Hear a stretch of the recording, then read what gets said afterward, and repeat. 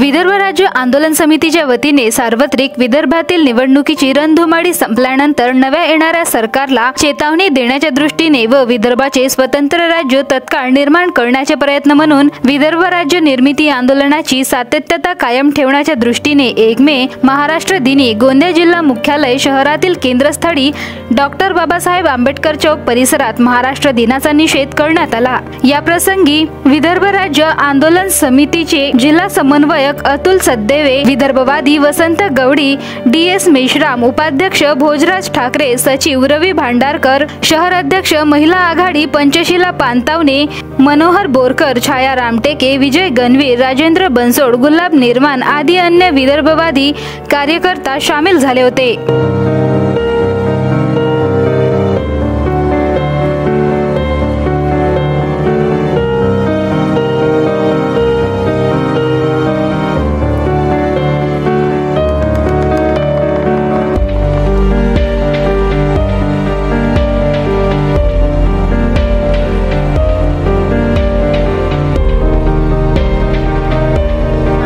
आज 1 मे आहे। आज 1 मे जागतिक स्तरावरती सुद्धा अतिशय महत्त्वाचा दिवस आहे। आंतरराष्ट्रीय कामगार दिवस ह्या दृष्टिकोनातून सुद्धा आम्हा सर्व कामगारांनी एकत्रित यावं ही आजच्या घडीला मी विनंती करतो।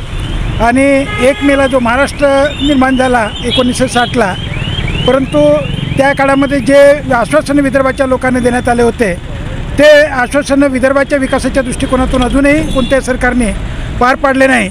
विदर्भाचा विकास व्हावा, विदर्भाच्या लोकांना योग्य न्याय मिळावा, ह्या दृष्टिकोनातून स्वतंत्र विदर्भ निर्माण व्हावं, ह्या दृष्टिकोनातून सरकारने काम करावं ही आमची सर्वांची मागणी आणि विनंती आहे। आज 1 मे या दिवशी महाराष्ट्र राज्याचं निर्माण झालं, परंतु विदर्भ हा जो आहे हा आमच्या जनतेच्या मर्जीच्या विरुद्ध त्यामध्ये सामील केलं गेलेलं आहे।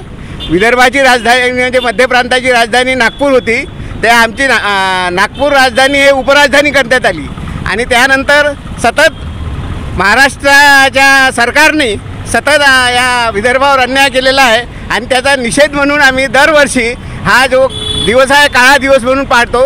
कारण का विदर्भावरील अन्याय हा अजून कोणतंच सरकार दूर करत नाही आणि या अन्यायाला वाचा फोडण्यासाठी आणि या व्यवस्थेचं सरकारचं आणि जनतेचं लक्ष वेधण्यासाठी आम्ही हे दरवर्षी 1 मेला हा काळा दिवस पाळतो। आजसुद्धा आम्ही सरकारचं जनतेचं लक्ष वेधू इच्छितो की या महाराष्ट्रामध्ये जे आमचं शोषण होत आहे ते दूर करण्याकरता आमचं स्वतंत्र विदर्भाचं वेगळं राज्य द्यावं। जसं छत्तीसगड जे संपन्न आणि काय म्हणते सुराज्य तिथे चालू आहे, तसंच आमच्या विदर्भामध्ये सुद्धा आमचं स्वतःचं जर राज्य आलं तर इथे आमचा विकास होईल, आमच्या मुलांना नोकऱ्या मिळतील, इथे उद्योग येतील आणि ही जी नक्षलाईट म्हणून जो आम्हाला शिक्का लागलेला आहे त्यामध्ये सुधारणा होऊन इथे आमचा विकास होईल। याकरताच आमचं हे आंदोलन आहे आणि हे जेव्हापर्यंत विदर्भ आम्हाला मिळणार नाही तेव्हापर्यंत हे आमचं सतत आंदोलन चालू राहील।